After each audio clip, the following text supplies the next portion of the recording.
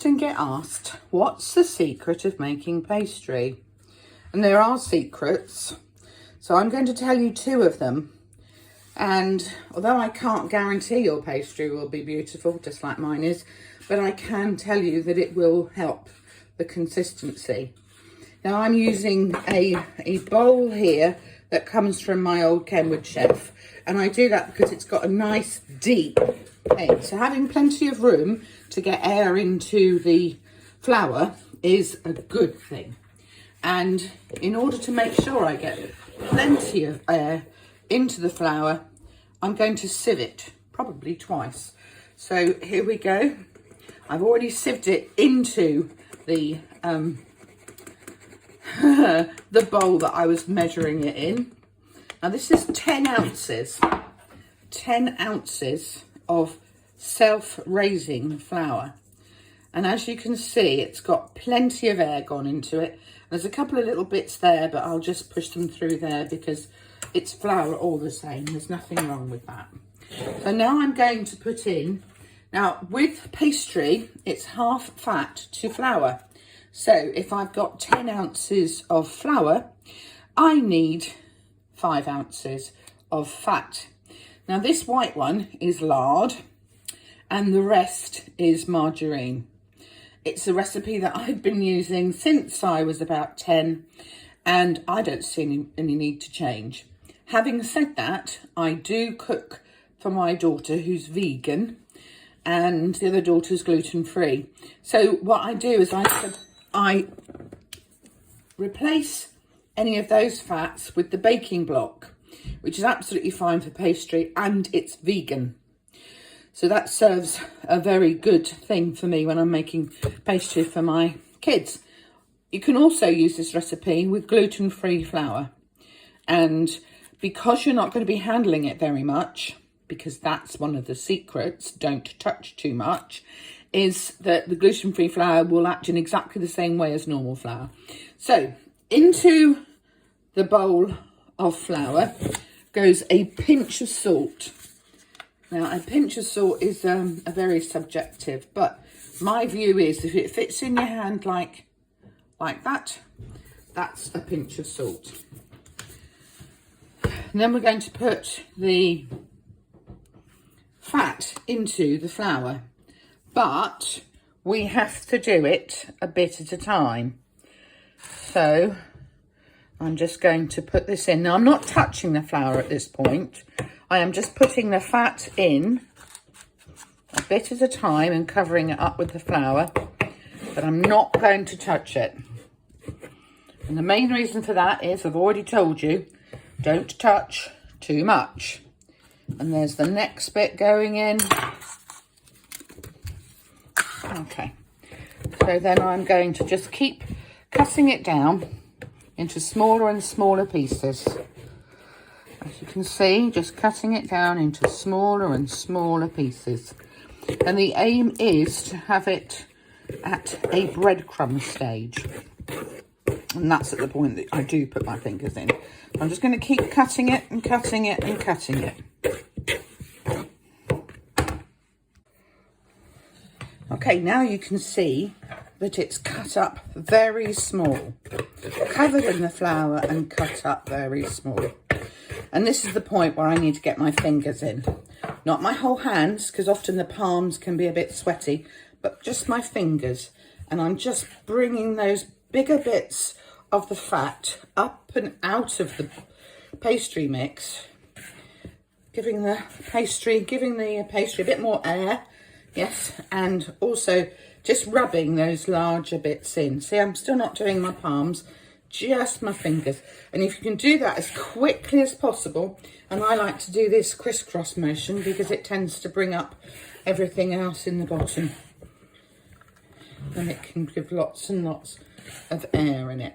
Right, so that's about right when it gets to what they call breadcrumb stage, and that's pretty much what that is. Now the next step is to make a well in the middle, and then it's water that is really cold. Now in the summer it's a good idea to put ice cubes in the water, but I have just run the tap as long as I could And you just put a little bit of very, very cold water in.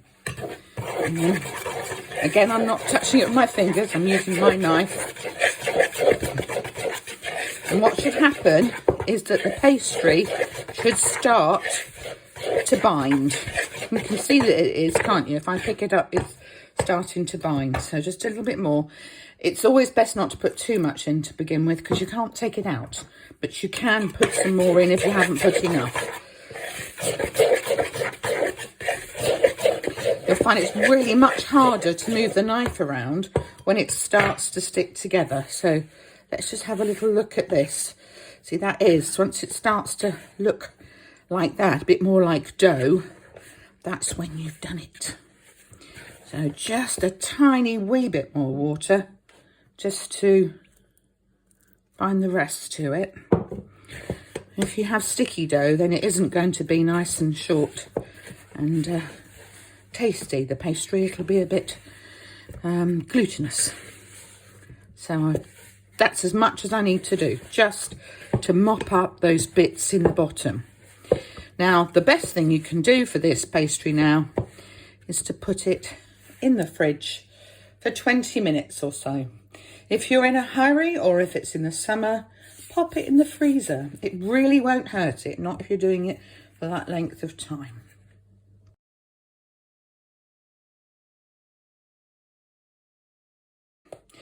In order to roll it though, I will need to have some flour. So I've got my sieve. You might have a flour shaker. I'm not that organised. And just dust over the surface of the board with some flour. That prevents it sticking.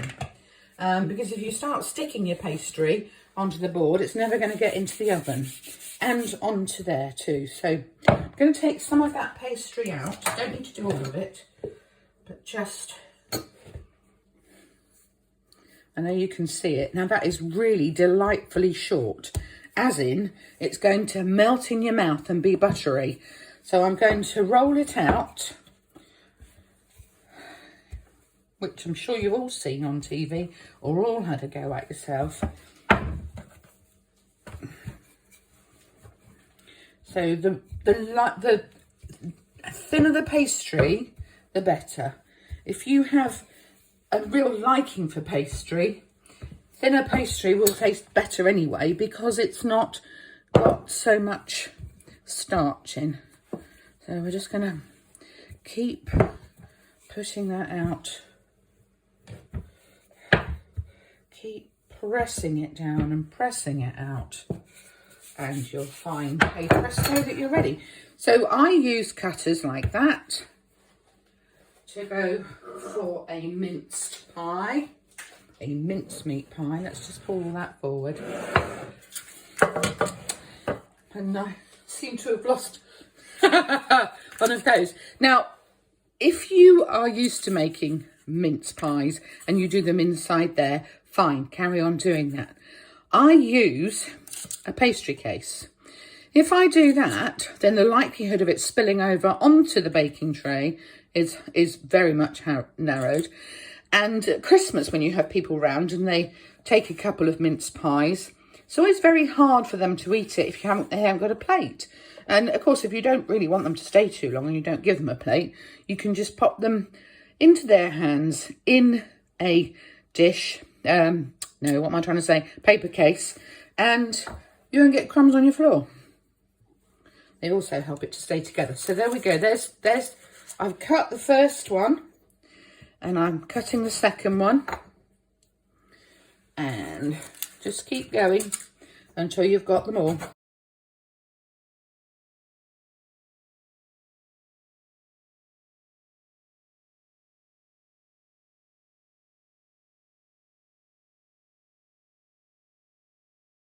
Now they need to go into an oven that's on, if it's a fan oven, it's 190 degrees and about 20 minutes. And if you brush them on the top with egg, they'll be a beautiful golden brown. If you brush them on the top with milk, they'll be a less golden brown. And if you just do it with water, they'll probably stay the same colour as they are. Right, just wanted to show you, this is what they look like before they go into the oven.